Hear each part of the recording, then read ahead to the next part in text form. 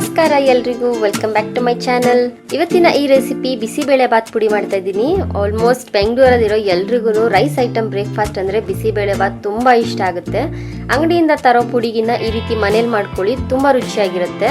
ಬನ್ನಿ ಈಗ ಹೇಗೆ ಮಾಡೋದು ಅಂತ ನೋಡೋಣ. ಮೊದಲಿಗೆ ನಾವು ತಗೊಂಡಿರೋ ಐಟಮ್ ಎಲ್ಲ ಒಂದ್ಸತಿ ಡ್ರೈ ರೋಸ್ಟ್ ಮಾಡ್ಕೊಳ್ಳೋಣ. ನಾನಿಲ್ಲಿ ಒಂದು 50 ಗ್ರಾಮ್ ಆಗುವಷ್ಟು ಧನಿಯಾ ಕಾಳು ತಗೊಂಡಿದ್ದೀನಿ, ಕೊತ್ತಂಬರಿ ಬೀಜ ಅಂತೀವಲ್ಲ ಅದನ್ನ. ಮೀಡಿಯಂ ಫ್ಲೇಮ್ ಅಲ್ಲಿ ಈ ರೀತಿ ಚೆನ್ನಾಗಿ ಫ್ರೈ ಮಾಡ್ಕೊಳ್ಳೋಣ.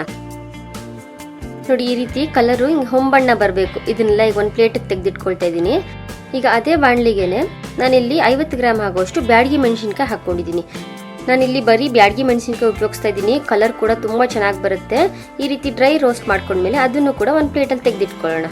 ಈಗ ಅದೇ ಬಾಣಲಿಗೆನೆ 1 ಟೇಬಲ್ ಸ್ಪೂನ್ ಆಗುವಷ್ಟು ಉದ್ದಿನ ಬೇಳೆ, 1 ಟೇಬಲ್ ಸ್ಪೂನ್ ಆಗುವಷ್ಟು ಕಡಲೆಬೇಳೆ ಹಾಕೊಂಡು ಅದನ್ನು ಈ ರೀತಿ ಹೊಂಬಣ್ಣ ಬರೋವರೆಗೂ ಚೆನ್ನಾಗಿ ಫ್ರೈ ಮಾಡ್ಕೊಳ್ಳೋಣ.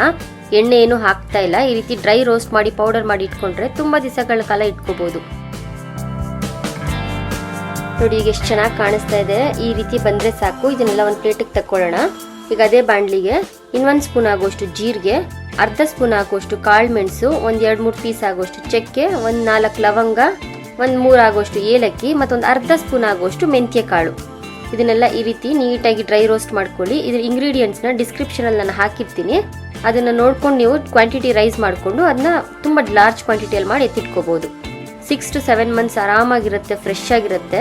ಅದನ್ನೆಲ್ಲ ತೆಗೆದಿಟ್ಕೊಂಡ್ಮೇಲೆ ಈಗ ಬಾಣ್ಲಿ ಬಿಸಿಗೆನೆ ಸ್ಟವ್ ಆಫ್ ಮಾಡ್ಕೊಂಬಿಡಿ. ಆ ಬಿಸಿಯಲ್ಲೇನೆ ಅರ್ಧ ಬೌಲ್ ಆಗೋಷ್ಟು ತುರಿದಿರುವಂತಹ ಕೊಬ್ಬರಿ ತುರಿ ಮತ್ತೊಂದು 2 ಸ್ಪೂನ್ ಆಗುವಷ್ಟು ಗಸಗಸೆ. ಆ ಬಿಸಿಗೆ ಸಾಕು, ಈ ರೀತಿ ಕೆಂಪಗಾಗುತ್ತೆ. ಇದಕ್ಕೆ ಒಂದು ಅರ್ಧ ಸ್ಪೂನ್ ಆಗುವಷ್ಟು ಇಂಗು ಕೂಡ ಹಾಕೊಂಡಿದ್ದೀನಿ.